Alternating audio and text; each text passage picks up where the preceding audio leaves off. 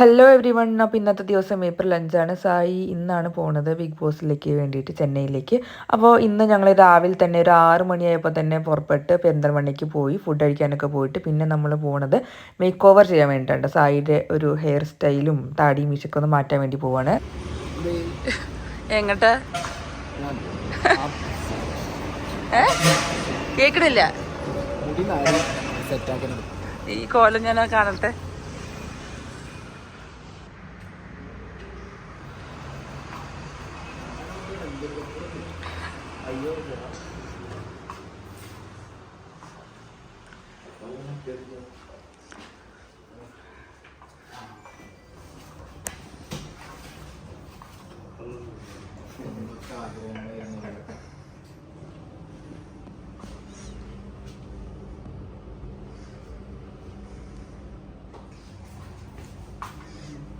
മുടി വെട്ടാൻ പോവല്ലേ?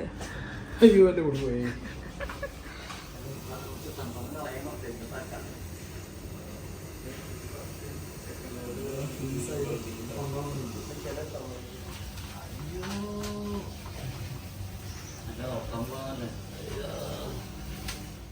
ഞങ്ങളൊരു 7-7:30 തന്നെയായിരുന്നു അവിടെ എത്തിയിരുന്നത് പെരിന്തൽമണ്ണയിൽ. കാരണം അന്ന് വൈകുന്നേരമാണ് ഫ്ലൈറ്റ് ബുക്ക് ചെയ്തിട്ടുണ്ടായിരുന്നത് ചെന്നൈയിലേക്ക് പോകാൻ വേണ്ടിയിട്ട്. അപ്പോൾ രാവിലെ തന്നെ നേരത്തെ എത്തി. അപ്പോൾ സനീഷ് ബ്രോ ആണ് ഹെയർ സ്റ്റൈലിസ്റ്റ്. അപ്പോൾ നിങ്ങൾക്ക് കാണാം സായിയുടെ മുടിയൊക്കെ കറക്റ്റ് അടിപൊളിയായിട്ട് ഇങ്ങനെ ചെയ്യുന്നുണ്ടായിരുന്നു. ആദ്യം ഒന്ന് കളറൊക്കെ കണ്ടപ്പോൾ എനിക്ക് ആകെ കൂടെ എന്തോ പോലെ ഭയങ്കര കളർ ഫുള്ള് തലയിൽ തേച്ച് വെച്ചിരിക്കുകയായിരുന്നു. അപ്പോൾ അവർ പറഞ്ഞു അതൊരു മഞ്ഞ കളറാവും ഫസ്റ്റ്, അത് കഴിഞ്ഞിട്ടാണ് പിന്നെ ഗ്രേ കളറാവാന്ന് പറഞ്ഞു. ഗ്രേ അല്ല, ഒരു വൈറ്റിഷ് ഷെയ്ഡാണ് ശരിക്കും വന്നത്. അപ്പോൾ അതാ നിങ്ങൾക്ക് കാണാം, ഇതാണ് ഒരു ഫൈനൽ മുടി കളർ വന്നത്. അപ്പോൾ നിങ്ങൾക്ക് കാണാമല്ലോ, കണ്ടിരുന്നല്ലോ എന്താ ബിഗ് ബോസ് എൻട്രിയിൽ ഏതാ കളർ ഉണ്ടായിരുന്നു. പക്ഷേ സായി പിന്നെ പറയുന്നുണ്ടായിരുന്നു ഞാൻ മീശ മാത്രം വെച്ചിട്ടാണ് പോവുക, താടി പഠിക്കുന്നുള്ളൂ. പക്ഷേ എനിക്ക് പേഴ്സണലി എനിക്ക് സായിനെ താടിയും മീശയും വെച്ചിട്ടുള്ള രൂപമാണ് എനിക്കിഷ്ടം. മുടി കളർ ചെയ്തതിനോട് എനിക്ക് എതിർപ്പൊന്നും അറിയില്ല. പക്ഷേ താടി പഠിക്കാൻ എനിക്ക് ഒട്ടും താല്പര്യം ഉണ്ടായിരുന്നില്ല. പക്ഷേ ഇങ്ങനെ ഒരു ലുക്ക് എനിക്ക് ഭയങ്കര ഇഷ്ടമായിരുന്നു.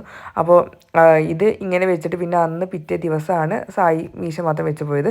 അപ്പോൾ ഇവിടെ കുറച്ചൊരു ഷൂട്ടൊക്കെ ഉണ്ടായിരുന്നു. അപ്പോൾ ഷൂട്ട് കഴിഞ്ഞ് ഞങ്ങൾ നേരെ ഡ്രസ്സിൻ്റെ അങ്ങോട്ട് സെഷനിലേക്ക് പോയി. രസമുണ്ട് ഫോട്ടോ.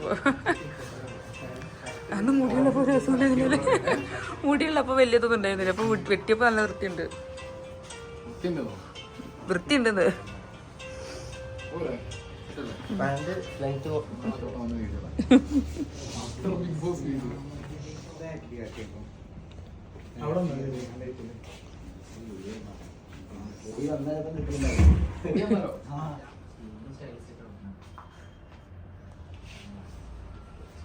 ആ ഷൂസ് ഇട്ടോളൂ, എനിക്ക് അതാണ് ഓർമ്മ വരിക.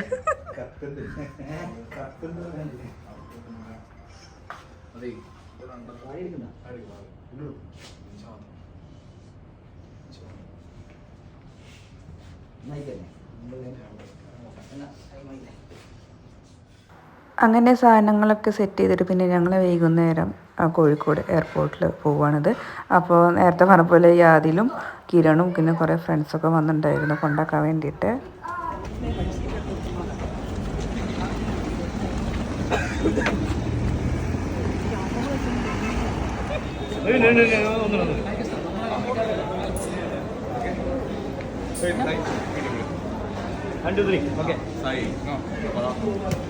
ബിഗ് ബോസിൽ പോവാണ്.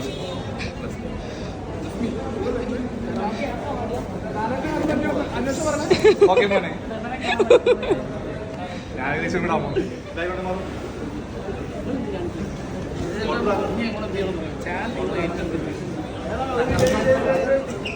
എല്ലാം സെറ്റ്. ഗണേശ് ഉണ്ടാവില്ലേ?